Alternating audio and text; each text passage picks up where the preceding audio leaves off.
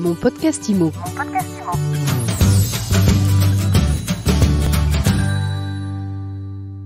Bonjour et bienvenue dans ce nouvel épisode de Mon podcast IMO. Tous les jours, on reçoit celles et ceux qui font l'immobilier, celles et ceux qui vous font du bien. On parle bureau, on parle immobilier d'entreprise tout de suite avec Mathieu Sorin. Bonjour. Bonjour Ariane. Mathieu, vous êtes CEO Deeptown, vous faites partie du groupe Nexity. Alors vous faites de la création de bureaux opérés. C'est quoi un bureau opéré ? Le bureau opéré, c'est une nouvelle façon de proposer de l'immobilier aux entreprises sur des modèles flexibles avec des engagements beaucoup plus limités et surtout un modèle clé en main où le client n'a à s'occuper de rien. Une fois qu'il est chez nous, installé en fonction de ses besoins, il paye une seule facture qui comprend l'intégralité des services, des charges, du loyer, du café, des fruits, etc. Un bureau flexible, c'est un peu la promesse du coworking, non ? Alors oui, vous avez raison parce qu'on retrouve, si vous voulez, le même type de service que dans les immeubles de coworking. La grande différence, donc le coworking, vous avez un immeuble dans lequel vous avez une multitude d'entreprises qui partagent les bureaux. Là, ce que l'on propose, c'est le même type de service, à savoir un manager de site qui est à votre disposition, l'intégralité des services qui sont gérés, le café qui est fourni, mais vous êtes en fait tout seul dans un immeuble,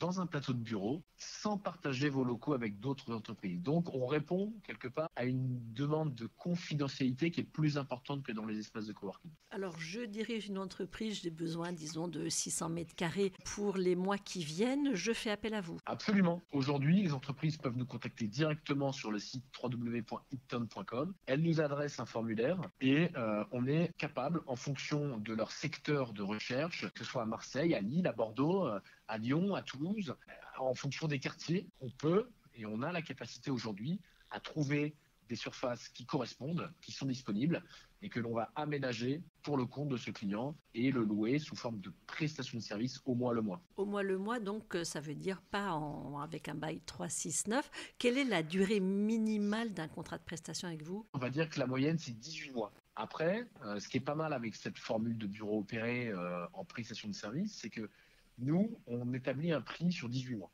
On dit au chef d'entreprise, par exemple, c'est 5 000, 10 000, 15 000, 20 000 euros par mois sur 18 mois.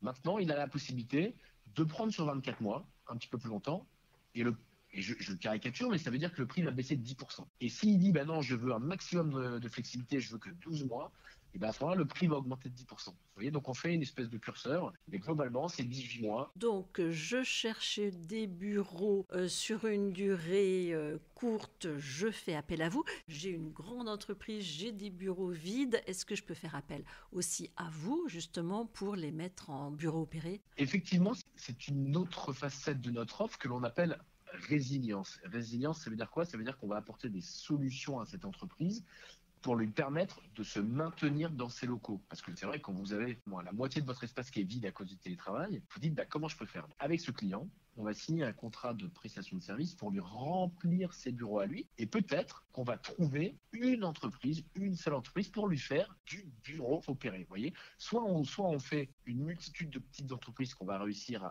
à mettre dans cette surface vide, soit on va retomber dans le schéma du bureau opéré et finalement on va avoir un double contrat de prestation de service avec l'entreprise qui avait des bureaux vides et avec l'entreprise qui cherche des bureaux pour son activité. Et donc là, on peut servir d'entremetteur et gérer cette sous-location de cette façon. Mais ça peut être fait dans des bureaux totalement vides qu'un propriétaire cherche à commercialiser aussi. Donc ça, on a les deux grands canaux de commercialisation. C'est effectivement les entreprises qui ont des surfaces trop grandes et vides et les propriétaires qui ont des plateaux de bureaux qui sont vides. Voilà. Et là, dans ces deux cas de figure, on peut proposer du bureau opéré. Bon, on y voit beaucoup plus clair. Comment elle vous est venue l'idée de lancer Ipton il y a 2 ans ?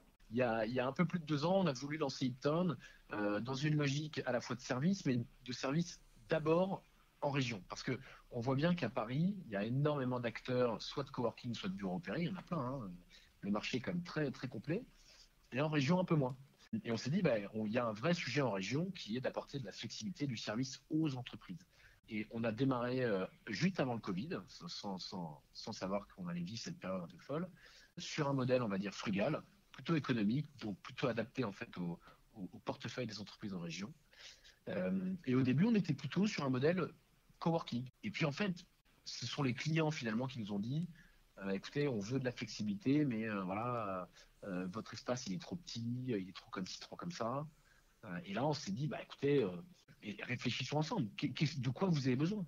Et là, il nous dit, bah moi, nous, on veut 800 mètres carrés, mais pas ici. Et, ben là, et en fait, je dis, bah ok, bah alors, allons-y, faisons-le.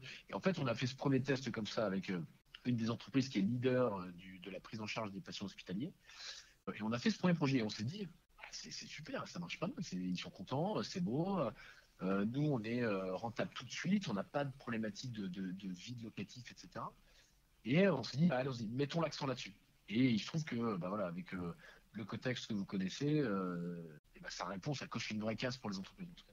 Dernière question, votre modèle économique, comment vous vous rémunérez? Alors, on se rémunère, écoutez, de façon très transparente. On paye un loyer, on paye des charges, on paye des investissements. Vous voyez, on fait vraiment l'intégralité du projet pour un clé en main pour un client. Et une fois qu'on a la somme de ces charges-là, eh bien, on prend un markup donc, qui va osciller en fait selon la flexibilité que vous souhaitez. Sur 12 mois, on va marger beaucoup. En tout cas, sur les taux de marge entre 20 et 25 points. Parce que c'est le coût de la flexibilité. À 18 mois, un peu moins, et à 24 mois, ben encore moins, on est plutôt sur des taux de marge à 10%. Et donc, on prend ce markup sur les charges, sur la totalité des charges. Merci beaucoup, Mathieu Saurin, d'avoir été avec nous aujourd'hui. Eh bien, merci à vous, Ariane. Mon podcast IMO.